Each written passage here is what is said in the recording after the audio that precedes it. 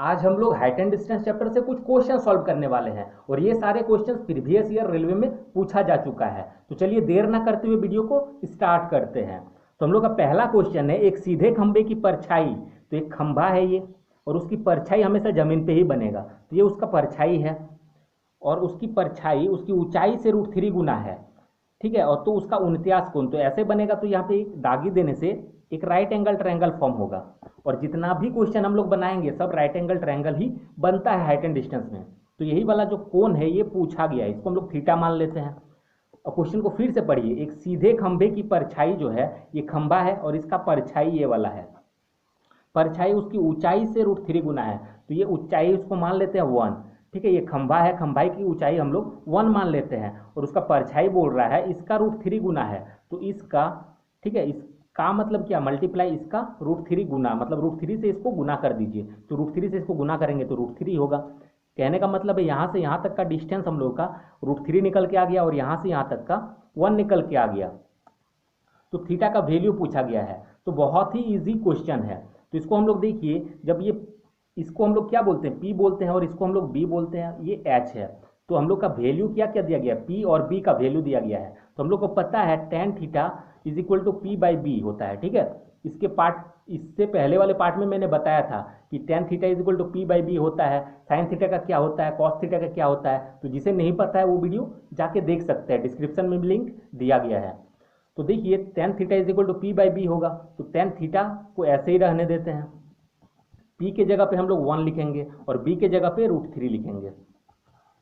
अब फिर tan theta लिखेंगे =1/√3, तो tan थीटा का 1/√3 का क्या होता है, tan 30 का 1/√3 होता है। अब देखिए tan कट जाएगा तो हम लोग का बचेगा क्या, थीटा = 30 डिग्री, और यही हम लोगों से पूछा गया थीटा था, थीटा का वैल्यू पूछा गया था। तो थीटा का वैल्यू हम लोग का क्या है, 30 डिग्री, ये हम लोग का आंसर हो जाएगा। अब नेक्स्ट क्वेश्चन को सॉल्व करते हैं। क्वेश्चन नंबर 2 देखिए, इसमें दिया गया एक व्यक्ति ऊर्ध्वाधर निरीक्षण टावर से देखता है। तो ऐसे एक टावर है, ठीक है, ये क्या है, टावर है, और यहाँ से देखता है कि एक कार समान गति से टावर की तरफ बढ़ रहा है। तो एक कार मान लेते हैं, यहाँ पे एक कार है और ये टावर की तरफ बढ़ रहा है। तो टावर कहाँ पे रहेगा, ये जमीन पे ही ना टावर रहता है, तो यहाँ से क्या है, एक जमीन है और इसमें क्या है, टावर है, और यहाँ पे एक कार है। तो कार क्या कर रहा है, टावर की तरफ बढ़ रहा है, जैसा कि क्वेश्चन में बोला गया है, ठीक है। टावर से देखता है कि एक कार समान गति से टावर की तरफ बढ़ रहा है, तो टावर की तरफ बढ़ रहा है।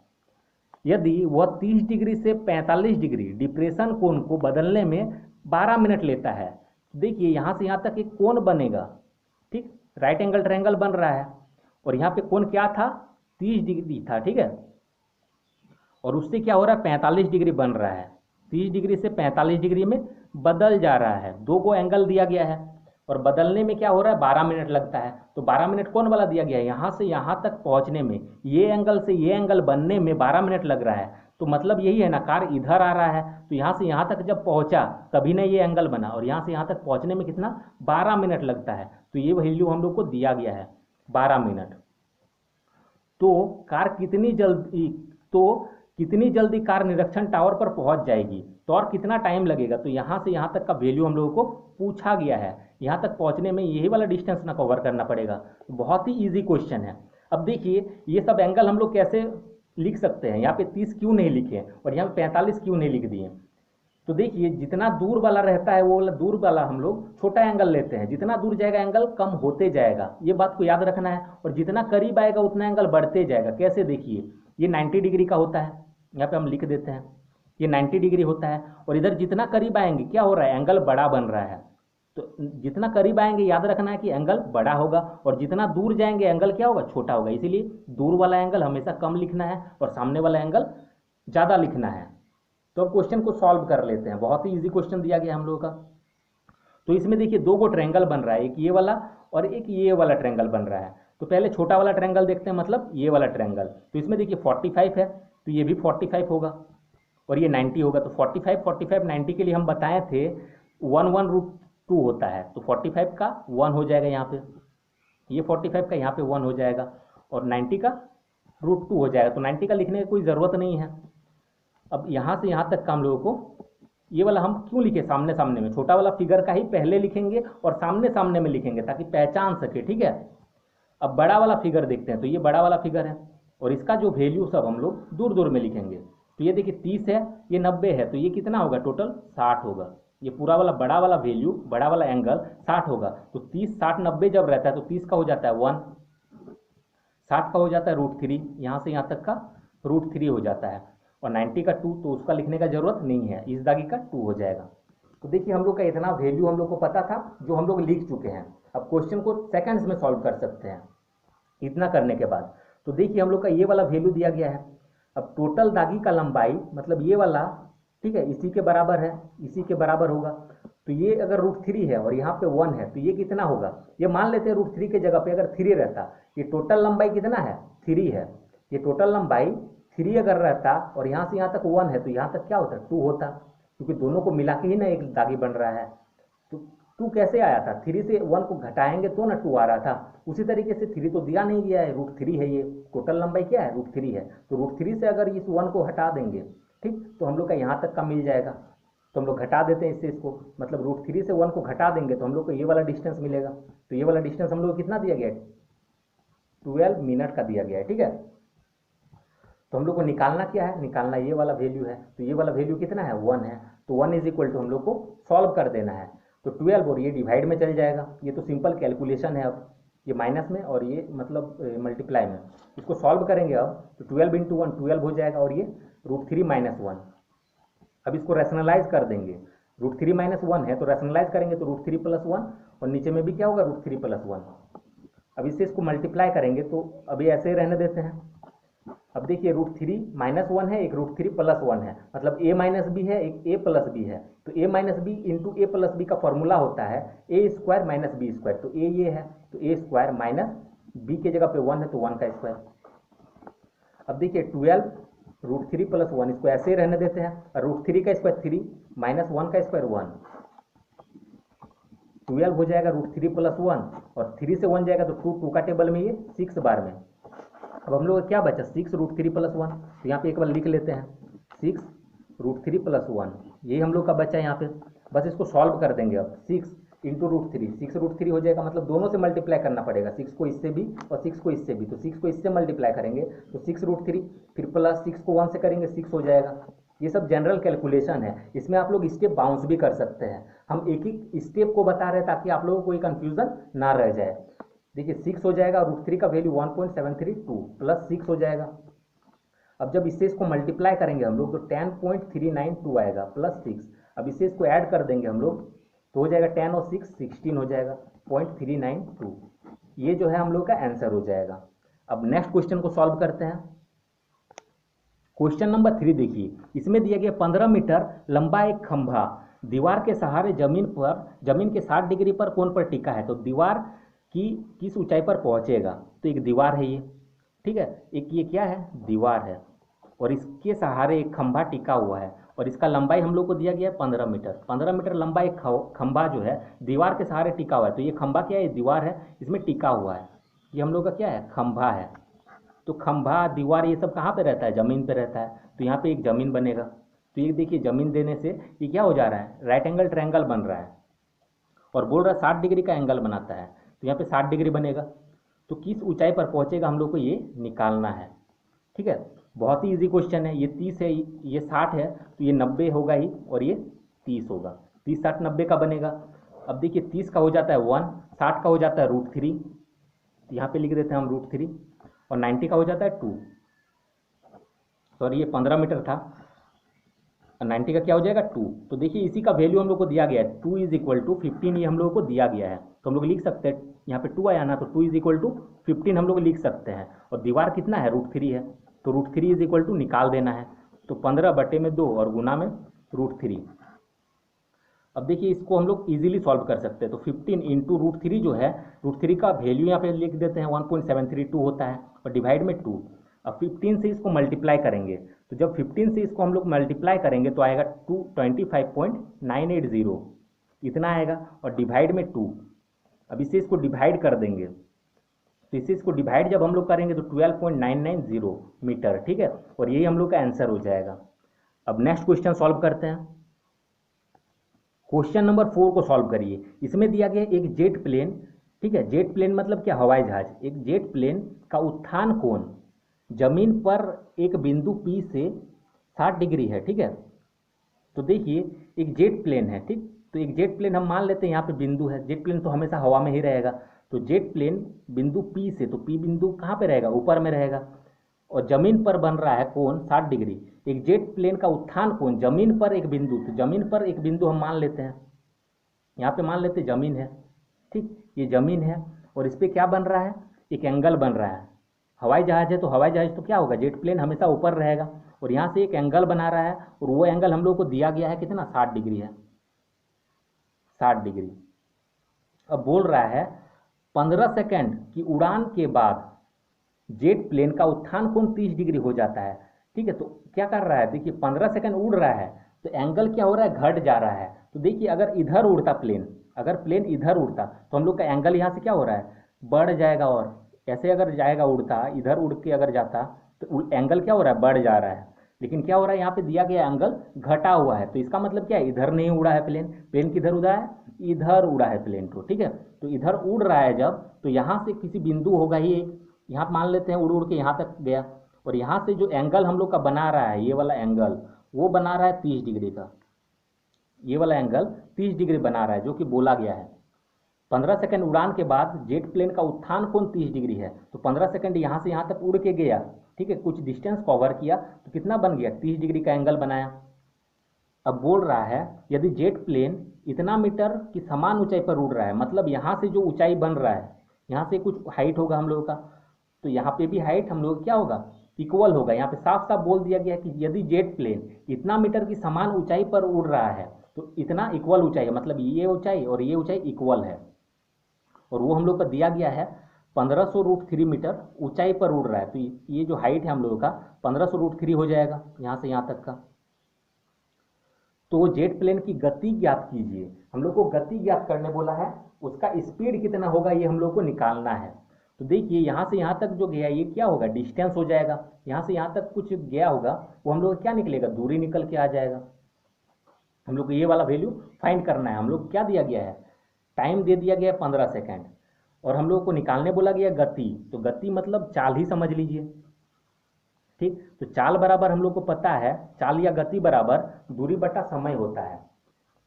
चाल या गति बराबर दूरी बटा समय हो जाता है। तो चाल हम लोग को निकालना है, तो चाल के लिए हम लोग को क्या चाहिए, दूरी चाहिए और समय चाहिए। समय तो देखिए हम लोग का दिया गया है 15 सेकंड में दिया गया है, 15 सेकंड हम लोग का दिया गया है और दूरी हम लोग का दिया गया नहीं है। तो दूरी निकाल के हम लोग यहाँ पुट कर देंगे तो हम लोग का आंसर आ जाएगा। तो चलिए दूरी निकालते हैं। तो दूरी हम लोग का देखिए ये वाला डिस्टेंस दूरी हो जाएगा। अब देखिए यहाँ पे दो को एंगल बन रहा है, एक ये वाला एंगल है और एक ये वाला एंगल है। तो दो को ट्रायंगल भी बन रहा है, ये एक त्रिभुज बना और यहाँ पे भी एक त्रिभुज बना। तो पहले हम इस त्रिभुज को देखते हैं। तो इस त्रिभुज को देखते हैं तो यहाँ पे 60 डिग्री है, यहाँ पे 30 डिग्री है और यहाँ पे 90 होगा। तो 30 60 90 के लिए 1√3 2 हो जाता है। तो 30 का हो जाएगा 1, ये 60 का हो जाएगा √3। तो √3 किसके लिए, ये वाला के लिए। और 30 60 और ये 90 है, ठीक है। तो 90 के लिए 1 हो जाएगा, 2 हो जाएगा। 30 60 90 का 1√3 2 हो जाएगा। तो इतना लिख देने के बाद अब इस एंगल को देखिए, इस ट्रायंगल को देखिए, ये वाला एक ट्रायंगल बन रहा है। तो यहाँ से भी कुछ एक होगा, ये वाला वैल्यू होगा और एक ये वाला वैल्यू होगा। तो देखिए यहाँ पे क्या है, 30 डिग्री है ये, और ये कितना हो जाएगा, 60 हो जाएगा और ये 90। तो यहाँ पे भी 30 60 90 वाला ही लगेगा। 30 का हो जाएगा 1, मतलब ये वाला यहाँ से यहाँ तक 1 होगा, यहाँ से यहाँ तक 1 हो जाएगा। 30 के लिए 1, 60 के लिए √3। तो ये वाला कितना हो जाएगा, ये टोटल यहाँ से यहाँ तक का लंबाई जितना भी है ये कितना हो जाएगा, √3 हो जाएगा। और इसका वैल्यू हो जाएगा 2। तो इतना लिखने का जरूरत नहीं है इसका वैल्यू, क्योंकि इसका यूज हम लोग करेंगे ही नहीं, इसीलिए इसको नहीं भी लिखेंगे तो चलेगा। तो देखिए इतना लिखने के बाद हम लोग करना क्या है, हम लोग को तो निकालना है ये वैल्यू। अब देखिए यहाँ पे क्या है, √3 है इसका हाइट, और यहाँ पे देखिए हाइट क्या है, 1 हो जा रहा है। यहाँ पे √3 है और यहाँ पे 1 हो जा रहा है, जबकि हाइट क्या है, इक्वल है। तो इसका मतलब क्या है, दोनों वैल्यू इक्वल होना चाहिए। तो हम लोग इक्वल कर लेंगे। तो इक्वल करने के लिए क्या करना पड़ेगा, इसको √3 से मल्टीप्लाई, ठीक। तो अगर इसको कर रहे हैं तो इसको भी करना पड़ेगा, क्योंकि बड़ा वाला एंगल के लिए हम लोग कर रहे हैं। तो इसका लिए किए तो इसका भी करना पड़ेगा √3 से मल्टीप्लाई। तो √3 से इसको मल्टीप्लाई करेंगे तो √3 × √3 3 हो जाएगा, और ये किया कितना हो जाएगा, √3 हो जाएगा। √3 × 1 √3 हो जाएगा। और इसका वैल्यू देखिए हम लोग को दिया गया है, √3 इज इक्वल टू इतना, ये हम लोग को दिया गया है। तो यहाँ पे लिख लेंगे √3 बराबर 1500 √3, ये दिया गया है। और हम लोग को निकालना है दूरी, मतलब यहाँ से यहाँ तक का डिस्टेंस, यहाँ से यहाँ तक ही ना कवर किया था, और ये वाला लंबाई और ये वाला लंबाई इक्वल है, तो यही हम लोग निकाल लेते हैं। तो देखिए ये वाला जो पूरा दागी है, यहाँ से यहाँ तक, यहाँ से यहाँ तक हम लोग का 3 है, और यहाँ से यहाँ तक 1 है। तो 3 में से अगर इस 1 को घटा देंगे तो इस लंबाई को हम लोग निकाल सकते हैं। तो 3 में से 1 घटाएंगे तो 2 आएगा इसका, ठीक। तो 2 बराबर हम लोग निकाल लेंगे, यही दूरी का बराबर होगा। तो 2 बराबर निकाल लेते हैं, तो हो जाएगा 1500 √3, और ये डिवाइड में चल जाएगा, और 2 मल्टीप्लाई में ये कट जाएगा। तो हम 1500 गुना 2 कितना हो जाएगा 3000, और ये मीटर में आएगा, ठीक। ये मीटर में था इसलिए ये मीटर में आएगा। तो यहाँ पे दूरी निकालें, बस दूरी को यहाँ पे पुट कर देना है। अब देखिए 15 का टेबल में ये मीटर में आया तो मीटर लिख देंगे। तो 15 का टेबल में 2 बार में 30, 2 को 0, तो हम लोग का क्या आया 200। फिर मीटर है तो मीटर, इसके लिए हम लोग प्रति लिखते हैं सेकंड, तो 200 मीटर पर सेकंड, ये हम लोग का आंसर हो जाएगा। अब नेक्स्ट क्वेश्चन बनाते हैं। क्वेश्चन नंबर 5 देखिए, इसमें दिया गया सूर्य का उन्नयन कोण 60 डिग्री से 45 डिग्री हो जाता है जब एक मीनार की छाया 10 मीटर बढ़ जाती है, तो मीनार की ऊंचाई ज्ञात कीजिए। तो मान लेते हैं ये एक मीनार है, ये एक मीनार है, और ये मीनार की ऊंचाई हम लोग को निकालने बोला गया है। तो मीनार हमेशा जमीन पे रहता है, तो ये जमीन हो गया। अब सूर्य का उन्नयन कोण क्या हो रहा है 60 से 45, तो 60 कौन वाला एंगल होगा सामने वाला, और 45 दूर वाला, तो 2 एंगल बन रहा है, तो ये 60 डिग्री हो जाएगा और ये 45 डिग्री हो जाएगा। दूर वाला एंगल हमेशा कम होता है, अभी जस्ट हम बताएं। अब बोल रहा है मीनार की ऊंचाई, यही हम लोग को निकालना है, तो बहुत ही इजी क्वेश्चन है। अब इसके लिए देखिए 2 को फिगर बन रहा है, एक ये वाला और एक ये वाला। तो पहले छोटा वाला को देखते हैं, इतना वाला को। तो ये 60 है, ये 90 होगा, और ये 30 होगा। 30 60 90 बन गया। 30 60 90 के लिए क्या होता है 1√3 2 हो जाता है, तो 30 का 1, 60 का √3। अब देखिए छोटा वाला के लिए हम लोग बना रहे हैं तो सामने सामने लिखना है ताकि पहचानने में दिक्कत ना हो, और 90 के लिए 2 हो जाएगा, तो इसको लिखने का जरूरत नहीं है। अब बड़ा वाला फिगर के लिए बनाते हैं। तो बड़ा वाला क्या है 45 है, तो ये कितना हो जाएगा 45 पूरा, ये एंगल 45 होगा और ये 90, तो 45 के लिए हो जाता है 1, और इस 45 के लिए आएगा 1, और इसका हो जाएगा √2, तो 1 1 √2 हो जाएगा, तो इसका लिखने का जरूरत नहीं है। इतना देखिए करने के बाद मीनार का ऊंचाई या तो 1 होगा या तो √3, दोनों इक्वल होना चाहिए था, तो इसको इक्वल कर लेते हैं। तो इक्वल करने के लिए क्या करेंगे, इसको मल्टीप्लाई कर देंगे √3 से, तो √3 से इसको मल्टीप्लाई करेंगे तो ये √3 हो जाएगा। अब देखिए ये इक्वल हो गया, तो सिर्फ इसको नहीं कर सकते हैं, इसके साथ वाला जो भी था उसमें से भी करना पड़ेगा। तो ये बड़ा वाला था, तो बड़ा वाला सब में हम लोग को √3 से मल्टीप्लाई करना पड़ेगा, इससे किया तो इसको भी करना पड़ेगा। तो √3 से इसको मल्टीप्लाई करेंगे तो √3 हो जाएगा। अब सबका वैल्यू हम लोग को निकल के आ गया है। अब यहाँ पे कुछ दिया गया था 10 मीटर छाया बढ़ जाती है, मतलब यहाँ से यहाँ तक जब एंगल चेंज कर रहे हैं 45 से 60, तो यहाँ से यहाँ तक कितना था 10 मीटर था। तो देखिए बहुत ही इजी क्वेश्चन है, अगर √3 से इसको माइनस कर देंगे तो हम लोग का इसका वैल्यू निकल के आ जाएगा। तो √3 से 1 को घटा देंगे तो हम लोग का इसका वैल्यू निकल के आ जाएगा 10 मीटर। फिर मान लेते हैं यहाँ पे 3 रहता, तो देखिए पूरा दागी का लंबाई अगर 3 है और इतना लंबाई 1 है, तो 3 में से 1 घटाएंगे तो 2 हो जाएगा इसका लंबाई, ठीक। पूरा दागी में से पूरा दागी अगर 3 है और यहाँ तक 1 है, तो 1 को अगर घटा देंगे 3 में से तो ये आ जाएगा। तो वही ना कर रहे हैं, √3 है, पूरा दागी क्या है √3 है, तो √3 से 1 को घटा देंगे तो हम लोग का ये दागी निकल के आ जाएगा। तो √3 से 1 को घटा दिए तो हम लोग का ये निकल के आ गया। तो हम लोग को निकालना क्या था ये वाला हाइट, तो हाइट क्या है √3 है, तो √3 इक्वल टू हम लोग को निकाल देना है। तो 10 और ये डिवाइड में चल जाएगा और ये मल्टीप्लाई में। अब ये हो जाएगा 10 √3 और ये √3 - 1। अब इसको सॉल्व करेंगे, रैशनलाइज करना पड़ेगा, √3 + 1 फिर √3 + 1।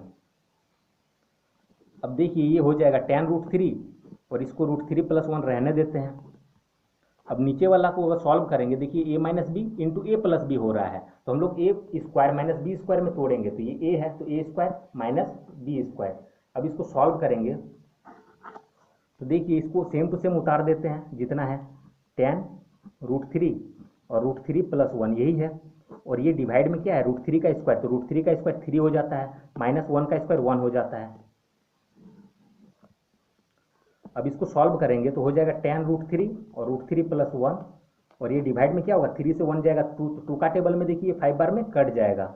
अब हम लोग इसको क्या लिख सकते हैं, तो इसको देखिए हम लोग लिख सकते हैं 5 √3 है, और 5 √3 को अगर √3 से मल्टीप्लाई करेंगे, ठीक। अब एक स्टेप लिख ही लेते हैं, अब इससे इसको मल्टीप्लाई करेंगे, हम लोग का आंसर आ जाएगा। तो 5√3 को 3 से मल्टीप्लाई करेंगे तो देखिए √3 क्या हो जाएगा 3, और 3 इंटू 5 हो जाएगा 15, प्लस 5√3 को 1 से मल्टीप्लाई करेंगे तो 5√3 होगा, और यही हम लोग का क्या हो जाएगा आंसर हो जाएगा, ये हम लोग का आंसर हो जाएगा इतना मीटर। तो आज का वीडियो यहीं तक रहने देते हैं, आगे का जो बचा हुआ क्वेश्चन है हम लोग आगे के पार्ट में सॉल्व कर लेंगे। तो जिसको भी ये वीडियो अच्छा लगा है वीडियो को लाइक करें, शेयर करें। Thanks for watching.